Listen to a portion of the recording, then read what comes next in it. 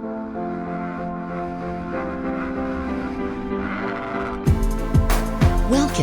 to the Motocross Supercross podcast. All right. What's going on, people? Episode 34 of the MXSX podcast, St. Louis, Missouri, round 11 of the Monster Energy Supercross series. I am Claudio. I am here with Adam. What's up, Adam? Yo, what's up, everybody? Here we are going into St. Louis. It's going to be a great day. Track looks pretty cool. It's kind of just looks like a, just classic Supercross track. Yes. And we're going to see who can step up in the 250s here before Indianapolis next week, the East-West Shootout.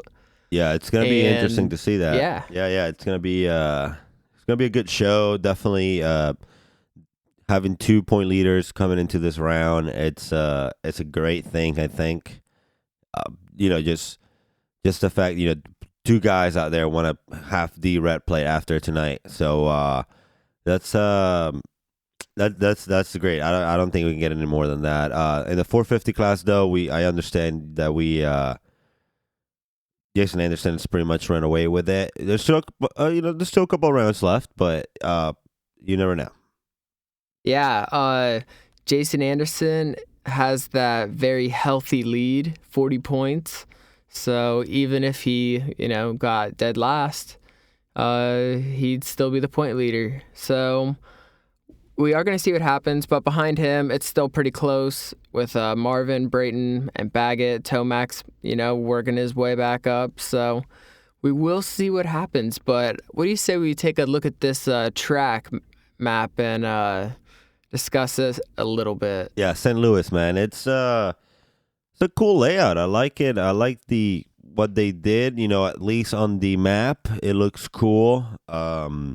I've seen a couple of videos, and it's coming out pretty similar to what they've drawn out. So we're expecting a very, like you said, a very Supercross-like track, very jumpy, very, a lot of straight rhythms, a lot of the start. I feel like it's different, which is cool. I like it. Yeah, the start is dope. It's got the that little what do you call it? The over-under bridge. Well, it's not really an over-under bridge. It's like a step up, but yeah, it's a bridge.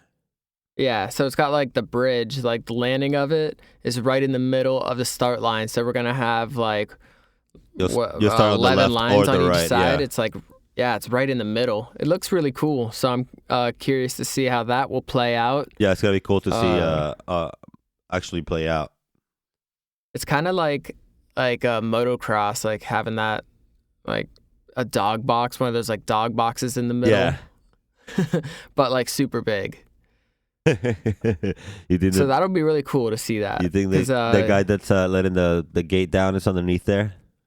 Yeah, the guy, exactly, man. And he's got to stomp on that bitch. So that's cool that it's split up like that. I'm guessing that inside is still going to be like, if you're on the right side of that split, you're going to want to be all the way to the left because you get pushed outside, you're going to stay outside. Yeah, is that kind of a start, kind of like for Savacci, like that time that he went to the LCQ and he had to go all the way to the right type thing? Yeah. One of those. It's crazy because if you, like the whole left side of that track it's exactly like an arena cross setup. Exactly. The whole left side where you come around, you go across the lane, you go through your little, it's not whoops, but it's a rhythm section. You turn a 180 right into another rhythm section. Then you turn right, finish line, then a little like triple double kind of thing. And then once you turn left, if you just kept going straight around, that's the exact layout of a Supercross track. Arena cross track, you mean? Oh, yeah, arena cross track. Then they have the little right-hand turn, and then there's your whoops. And then, a little tiny, I don't know what they're going to do there. Probably just roll that first one and then triple into like a big triple. And it's pretty basic, It looks pretty basic. That's what I'm saying. It's not, it's basic, but it's gonna be fun. It's gonna be a good show. A lot of places to Yeah. pass, a lot of places to, take people out, a lot of places to just have good racing for sure. Yeah, from the map, it just looks like a short track. I don't know how short it'll end up being, but it is pretty classic track. There's nothing real fancy about it. Definitely because Daytona's so unique. And then, like, we've seen some other really cool layouts. This one just seems really basic to me, but that's cool. I'm definitely cool with that. And for the points, let's start with 250s because let's talk about these points and then make some picks. What do you say about that? All right. Is there any other news that we're really missing? We reported on all the injuries. Yeah, besides the injuries, not really. We already we talked about in the last podcast. We talked about the Yamalup team picking up a rider. Ramet? Yeah, to sub for Ferrandis and I'm sorry, man. For Ferrandis and so we saw that. We also have just the injury report and but that's about it. All right. 250s.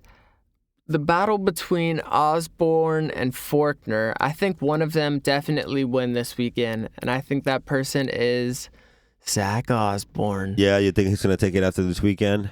Yep, sure do. But I think it'll be cool because I think Faulkner will be right there too. So it's gonna be Osborne, Faulkner, and then I'm just gonna go with the guy who just killed it last weekend, Jordan Smith, for third. So just like they are in points, just like they are how they are in points, how they're gonna finish. Okay. Exactly. It's a basic track, so I think we'll get those basic results. Yeah, like Zach and Austin can both benefit from this track. They can both put up a good show. I think it's a type of track for both of them. So. And they're in St. Louis, which is like an hour behind, so it's just, the regular schedule. Just an hour behind for us here on the East Coast. Yep. That whole time thing is going to get really confusing because I heard Florida passed a law where this is like our last time change, so we're not going to do that whole time change anymore. We're keeping it in this time. Yeah, which is weird because if other city or other states and stuff do it, then it's just weird. It's going to be hard to keep up with each other. We're going to have Florida time, Eastern time, Central, and then Pacific. Florida time. Hey, I like that. So you got Zach, Faulkner, and then Smith for your top three? Yes, sir. What are you thinking? You think anyone new gets up there? Maybe Martin or Yeah, don't be surprised if you see Martin up there. He's been starting to look good in the last couple of weeks. So you said after Daytona he was going to step it up. Yes, exactly. So I think he might step on the podium tonight. I don't know about winning, but I'm with you. I think either Zach or Austin are going to be up there. Since you're going away with Zach, I'm gonna give the Kawasaki boy the benefit of the doubt. I'm gonna have him to win this thing tonight. Faulkner wins tonight. Then we're gonna have Martin in second. Not Davalos? No fifth in the ball though. I think he's done. It's late for him to start trying to get up there, and don't be surprised if you don't see him on that Monster Energy Pro Circuit Kawasaki team next year. Oh, that would suck. I mean, well, he is 8th in the points right now. But in front of him is Colt Nichols. RJ is up there. So he should at least be able to move up 2 positions. Yeah. Well, Rensland is beating him, so. Yeah, and he's just having some bad luck, man. Come on, he's been running up front. He's been fast. He can put it together. I'm not saying that. I'm not saying that he's not good. I'm just saying he's been having bad luck. He's not performing as he should, as everyone was expecting, and it's just the championship is out of his hands for sure. He hasn't. I don't think he's been on the podium yet. So. Well, by the way, follow us at MXSX Podcast on Instagram. We've been putting up those videos from Daytona. So make sure you check that out. If anything happens, we will try and put it on that page. But, okay, so you think Faulkner's going to win this thing. Who do you think is going to get second? Zach Osborne's going to get second, and then Jeremy Martin's going to get third. All right, Jeremy Martin on the podium. Sounds good to me. You said he's going to step it up. Third place. Yeah, maybe he can. And also, for the fantasy, you got to keep an eye on these lap times because there's going to be some good bargain picks there with all the new faces because of the injuries. So we'll have to keep an eye on that. Definitely. All right, let's move along to the 450s. Like we said, Jason Anderson's got that 40-point lead on everyone. Justin Brayton got his first win last week. He's sitting in third place in the points. Marvin's in second. Tomac worked his way up to fifth. Baggett, we saw, good things out of Webb. Anderson seems to be playing it safe, so who knows? Yeah, he's definitely not risking anything. He's just not battling much up front no more. He's just kind of like, just starting and trying to get top 5 in every race. That's all he's trying to do at this point. Yeah, so I am not going to have him in my top 3 this weekend. So I don't know if that means he wins like it usually does, but I'm not going to have him up there. I am going to have Eli Tomac up there. Winning it? Okay. Yeah, I think he's had some problems all season.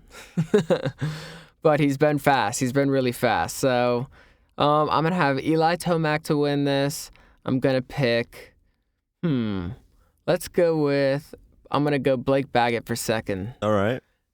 And then I'm going to go with, who do I think will step up? Anyone new? Cooper Webb? Marvin? Let's go with Cooper Webb. I'm going to go with Cooper Webb for third. He did good, and he's got to be all fired up from last week. Nice. Yeah. That's a good pick. Yeah, he got third last week. Tomac got second. So I think that's pretty good. So Tomac and then Baggett, who, he had a terrible week last week. But I think he turns it around this week. So him second, and then, Cooper Webb third. Okay. What are you feeling, brother?